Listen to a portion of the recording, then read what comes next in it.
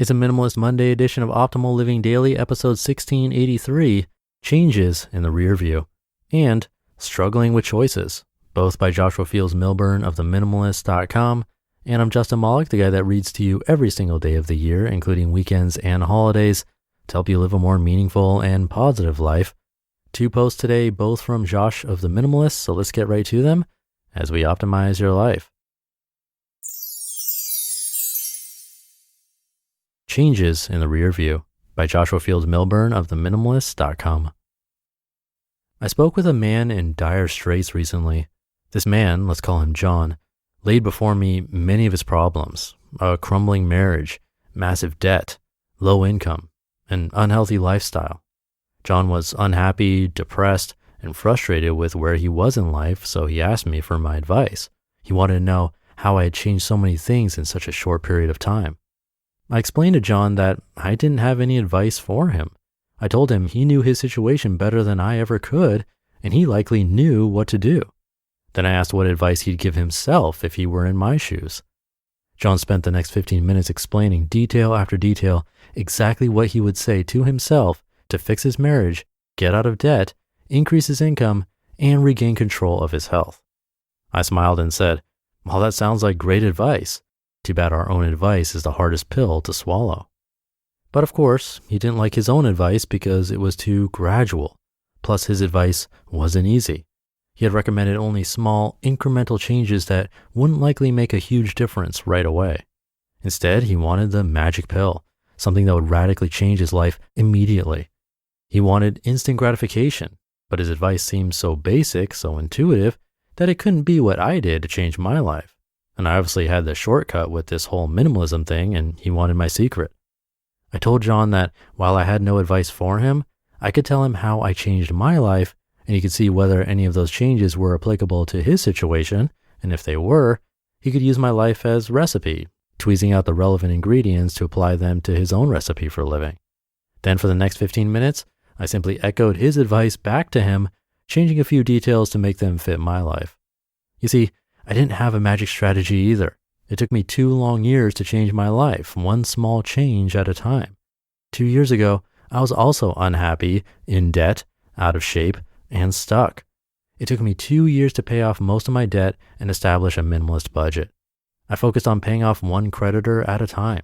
I allocated every extra dollar to pay off my car. I sold my house and moved into an apartment.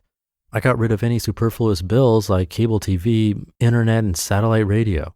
It took me 2 years to get into the best shape of my life, exercising every day and completely changing my diet over time. It took me 2 years to give less meaning to my physical possessions, focusing instead on important relationships, personal growth, and contribution. It took me 2 years to get away from corporate America and pursue my passions. None of it happened overnight. And it certainly wasn't easy, but a lot can change in a year or two.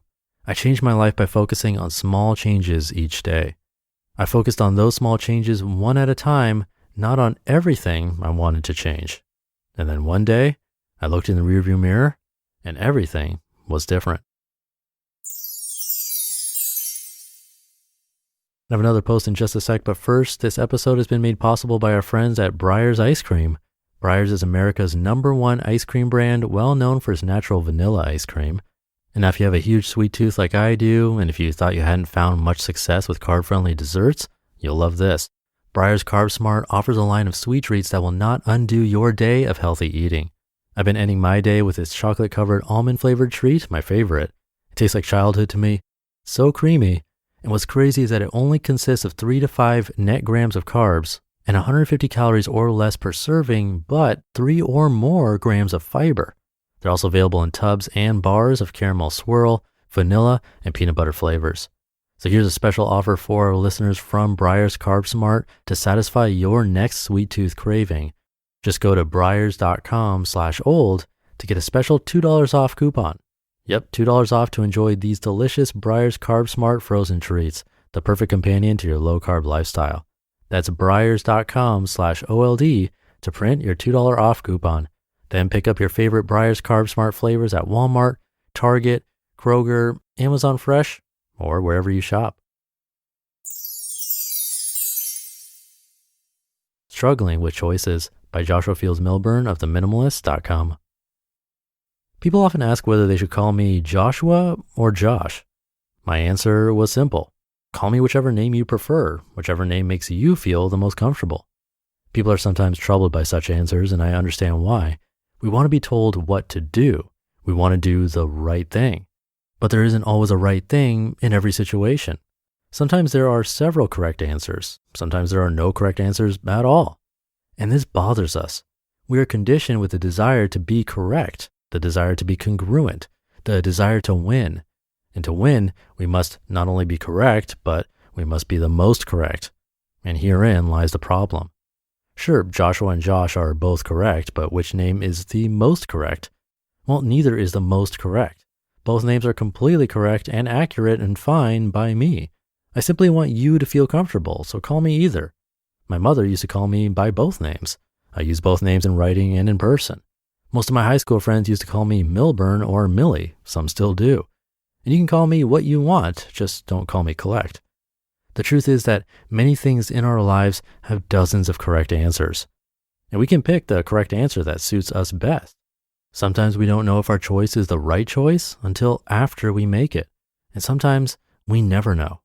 Often, the most important part is that we make a choice and stick to it. Once we choose, then we live with our decision. If it was the right choice, then we learn a lesson. And if it was a wrong choice, then we learn a lesson. Either way, we grow and life goes on. You just listened to the posts titled Changes in the Rearview and Struggling with Choices, both by Joshua Fields Millburn of Minimalists.com. Or Josh Fields Millburn of Minimalists.com, or just Josh. That's what I call him. But that should do it for today. Hope you're having a great start to your week, and I'll be back tomorrow as usual, where your optimal life awaits.